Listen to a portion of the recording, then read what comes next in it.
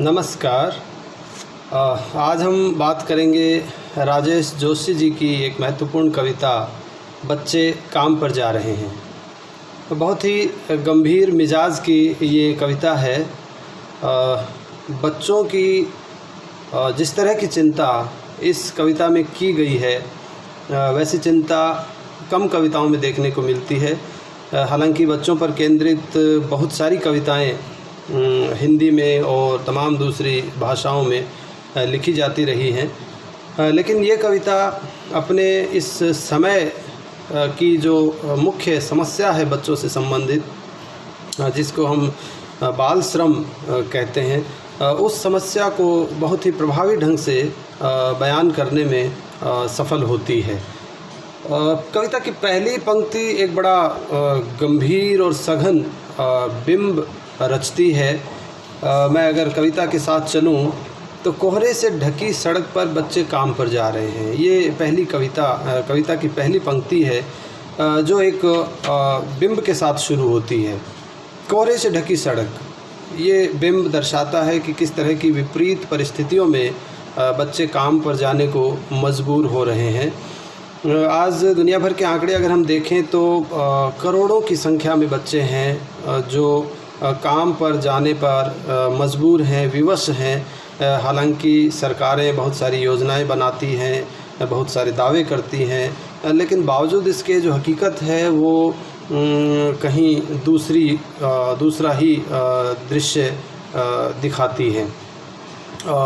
भारत की अगर बात करें तो 40 लाख से भी अधिक संख्या है आंकड़ों में 4 से या 5 से 14 वर्ष के बच्चों के ग्रुप की, समूह की, इस एज ग्रुप की, जो बच्चे काम पर जाने के लिए मजबूर हैं या बाल मजदूरी करने के लिए विवश हैं। एक बहुत सामान्य सा संज्ञा आप कह सकते हैं। छोटू शब्द जो है हमारे अक्सर चाय के ढाबों पर, होटल पर, बाज़ार में, किसी भी दुकान पर आपको अक्सर सुनने को मिल जाता है, छोटू ज़रा ये लाना, छोटू ज़रा वो लाना, छोटू ज़रा ये करना।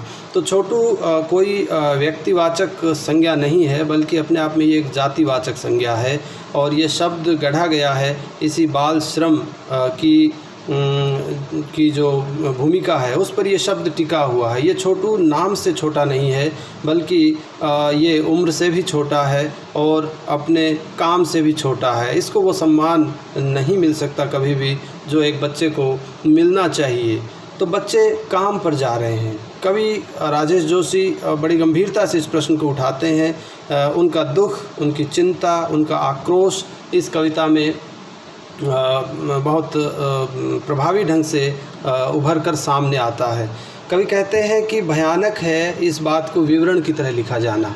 ये बच्चे काम पर जा रहे हैं, ये विधानवाचक वाक्य है। विवरण की तरह इसे अगर कहा जाए कि बच्चे काम पर जा रहे हैं, एक सूचनात्मक वाक्य है, ये कतई स्वीकार्य नहीं है कवि को। और कवि इसे प्रश्नवाचक वाक्य की तरह देखना चाहता है कि बच्चे काम पर क्यों जा रहे हैं। निश्चय ही ये प्रश्न ही सबसे ज़रूरी है इस वक्त का।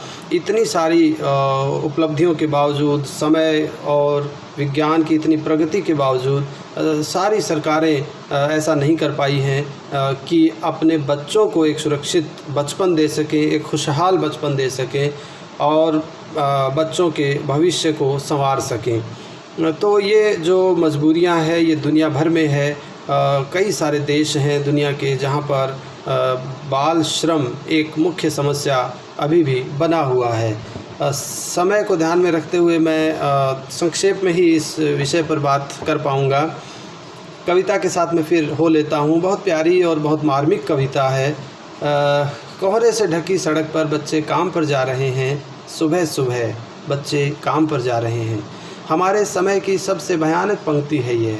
और भी बहुत सारी चुनौतियां और समस्याएं हैं हमारे इस दौर में, लेकिन ये जो समस्या बच्चों से जुड़ी हुई है, क्योंकि बच्चे किसी भी समय को जानने और समझने का सबसे सही तरीका हो सकता है। किसी भी समाज में बच्चों की क्या दशा है, बच्चों की क्या स्थिति है, उनका बचपन कितना खुशहाल है, इस एक पैमाने से हम उस समाज के स्वास्थ्य का, समाज की दशा और दिशा का अनुमान कर सकते हैं। तो अगर किसी समाज के बच्चे काम पर जा रहे हैं और मजबूर हैं काम पर जाने के लिए, तो निश्चय ही ये भयानक स्थिति की ओर इशारा करता है। भयानक है इसे विवरण की तरह लिखा जाना चाहिए इसे सवाल की तरह।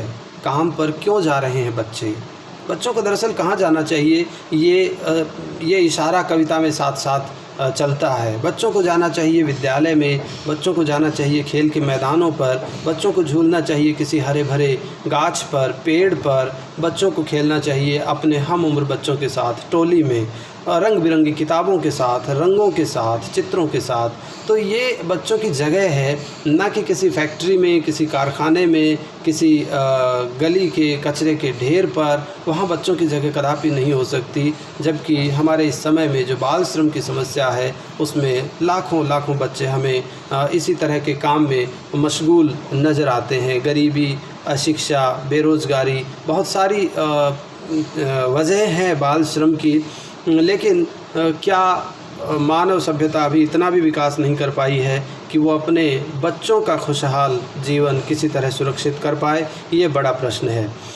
क्या अंतरिक्ष में गिर गई हैं सारी गेंदें? क्या दीमकों ने खा लिया है सारी रंग बिरंगी किताबों को? क्या काले पहाड़ के नीचे दब गए हैं सारे खिलौने? ये बड़ा गंभीर प्रतीक मैं समझता हूँ कवि ने प्रयोग किया है, काला पहाड़। ये काला पहाड़ क्या है? ये काला पहाड़ शायद हमारी व्यवस्था का कालापन है, हमारे विकास का वो दोगलापन है जो एक तरफ मंगल ग्रह और चंद्रमा तक की यात्रा करता है, वहीं दूसरी ओर अपने ही ग्रह के नाजुक और प्यारे बच्चों को नहीं संभाल पाता है। तो क्या इस काले पहाड़ के नीचे सारी संभावनाएं ख़त्म हो गई हैं? क्या किसी भूकंप में ढह गई हैं सारी मदरसों की इमारतें? विद्यालयों की जो ज़रूरत है, महती ज़रूरत है, कितने खुशहाल हमारे विद्यालय हो सकते हैं बच्चों के लिए, एक बड़ा प्रश्न है। क्या सारे मैदान, सारे बगीचे और घरों के आंगन ख़त्म हो गए हैं एकाएक? तो फिर बचा ही क्या है इस दुनिया में? निश्चय ही वह दुनिया खूबसूरत नहीं कही जा सकती जिसमें बच्चों का बचपन सुरक्षित नहीं है, खुशहाल नहीं है। तो अगर हमारे बच्चे कचरे के ढेर पर नंगे पांव कचरा बीनते हुए नज़र आ रहे हैं, या किसी होटल और किसी चाय के ढाबे पर जूठे बर्तन उठाते हुए नज़र आ रहे हैं, जिनकी आँखों में नींद की किरचें कहीं चुभी हुई हैं और जिनके चेहरे पर बचपन की मासूमियत कहीं नहीं है, अगर ऐसा हमारा समाज और परिदृश्य है तो वह बड़ा चिंता का विषय है। तो फिर बचा ही क्या है इस दुनिया में? कितना भयानक होता अगर ऐसा होता। हालांकि कवि यहाँ आशान्वित नज़र आते हैं, आशावादी नज़र आते हैं कि अभी ऐसा हुआ नहीं है, लेकिन ये इशारा ज़रूर है इस बात की ओर कि अगर हम अभी भी असफल रहे अपने बच्चों के बचपन को बचाने में, तो शीघ्र ही ये होने वाला है। बहुत समय इसमें नहीं लगेगा कि हमारे आसपास यही चीज़ें शेष रह जाएगी और ये दुनिया जो है वो बहुत खुशहाल और ख़ूबसूरत फिर हमें दिखाई नहीं देगी। हालांकि कवि कहता है कितना भयानक होता अगर ऐसा होता, यानी ऐसा अभी हुआ नहीं है। कवि के हिसाब से सब चीज़ें अपने जगह पर ठीक ठिकाने पर हैं, लेकिन फिर भी कुछ बात है कि हम बच्चों के बचपन को नहीं संभाल पाए हैं, उसको वो खुशहाली नहीं दे पाए हैं। कितना भयानक होता अगर ऐसा होता। भयानक है, लेकिन इससे भी ज़्यादा यह है कि हैं सारी चीज़ें हस्ब मामूल, सब कुछ अपने ठिकाने पर है, ठीक ठाक है, सब कुछ है। कुछ इच्छा शक्ति की कमी है, कुछ हमारी सरकारी योजनाओं की कमी है, कुछ हमारे इरादों में कमी है। कुछ बात ज़रूर कम है कि सब कुछ होते हुए भी हम अपने बच्चों को और उनके बचपन को खुशहाल नहीं बना पाए हैं, या कि बाल श्रम को अभी भी हम समाज से दूर नहीं कर पाए हैं। बच्चे, बहुत छोटे छोटे बच्चे काम पर जा रहे हैं दुनिया की हज़ारों सड़कों से गुजरते हुए। महत्वपूर्ण ये देखना भी है कि कवि की चिंता किसी स्थान और क्षेत्र और देश विशेष के बच्चों के लिए नहीं है, दुनिया भर के बच्चों के लिए कवि चिंतित है। और यही कविता का विस्तार होता है कि वो देश और भाषा और काल के परिवेश से और उसकी सीमाओं से बाहर जाती है। तो केवल अपने देश की बात नहीं या अपने आसपास के बच्चों की बात नहीं, बल्कि दुनिया की हज़ारों सड़कों से गुज़रते हुए बच्चे काम पर जा रहे हैं, सुबह सुबह काम पर जा रहे हैं। ये सुबह सुबह का बिंब, ये कोहरे से ढकी सड़क का बिंब, ये दुनिया भर की हज़ारों सड़कों से गुज़रते हुए बच्चों का बिंब, ये एक विराट बिंब है, सघन उदासी का बिंब है। और ये सघन उदासी तभी दूर हो सकती है जब हम अपने इन बच्चों को एक सुरक्षित और खुशहाल बचपन दे पाएँ, भविष्य इनका सुरक्षित कर पाएँ। तो ये कविता राजेश जोशी जी की बड़ी ही मार्मिक कविता, बच्चों की चिंता करती हुई, आक्रोश और दुख और संवेदना जगाती हुई कविता है। मैं राजीव कुमार स्वामी, केंद्रीय विद्यालय क्रमांक 1, वायुसेना स्थल सिरसा, आज की इस कविता को अब यहीं विराम देता हूँ। धन्यवाद।